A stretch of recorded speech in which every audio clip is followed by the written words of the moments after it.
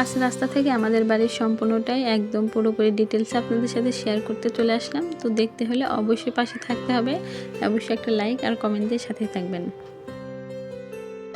তো প্রথমেই রাস্তা দিয়ে উঠে আসলাম। আমাদের বাড়িতে আসার জন্য একটা রাস্তা করা হয়েছে, তো সেখান দিয়ে এখানে একটা দরজা হবে, এই দরজা দিয়ে প্রবেশ করলাম। আর সামনেই দেখতে পাচ্ছেন এখানে আমাদের এই ওয়ালের পিছনে আমাদের আগের বাড়ি ছিল। তো এটাই হলো আমাদের বাড়ির ফাইনাল লুক। এখানে মানে বারান্দা হবে, আর এটা দেখতে পাচ্ছেন এটা কমন বাথরুম। তো এটা এখন এর ভিতরে কাজ করা হবে, আর এটা একটা রুম। আর এই রুমের সাথে থাকছে একটা অ্যাটাচড বাথরুম আর একটা সি ভিউ জানালা। আর এদিকে উপরের কাজ কিন্তু শেষই। আর দেখেন এদিকে এর সাথে থাকছে একটা অ্যাটাচড বাথরুম। তো বাথরুমটা কিছুটা ইউজ করা হয়, মাঝে মাঝে গোসল দেওয়া হয়। আর এদিকে দেখেন একটা সুন্দর জানালা থাকছে।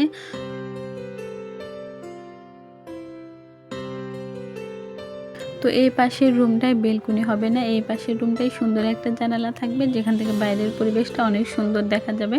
তো এর জন্য এর সাথে একটা অ্যাটাচ বাথরুম আর একটা সুন্দর জানালা থাকবে, এর জন্য একটা বেলকুনি দেওয়া হয়নি। তো সবাই তো সব রকম সুযোগ সুবিধা পাবে না, তাই না? তো যার বেলকুনি হবে তার অ্যাটাচ বাথরুম হবে না, যার অ্যাটাচড হবে তার বেলকুনি হবে না, এই হলো। আর এদিকে দেখেন এখানে আমরা একটা বেসিং কর্নার রেখেছি। তো তারপরে রেখেছি আমাদের কিচেন রুমটা।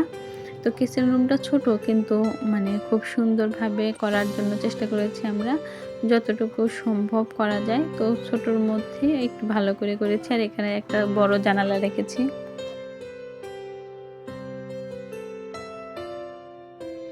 যাতে রান্নাঘরে পর্যাপ্ত পরিমাণ আলো বাতাস আসে। আর পাশে একটা বড় রুম, এটা হলো সবগুলো রুমের থেকে এই রুমটা অনেকটাই বড়।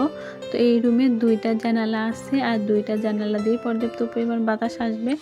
যেহেতু দক্ষিণ পাশ, দেখা যায় জানালা দিয়ে অনেক বাতাস আসবে। আর এখানে একটা বড় বেলকনি আছে। তো বেলকনিটা কিন্তু অনেক লম্বা আর অনেক বড়।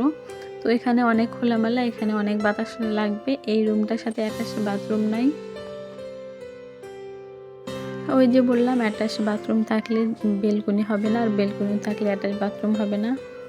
আর এই পাশে আর একটা ছোট্ট রুম আছে, এই রুমটা অনেকটাই ছোট, আর এর বেলকনিটা একদমই ছোট্ট কিউট।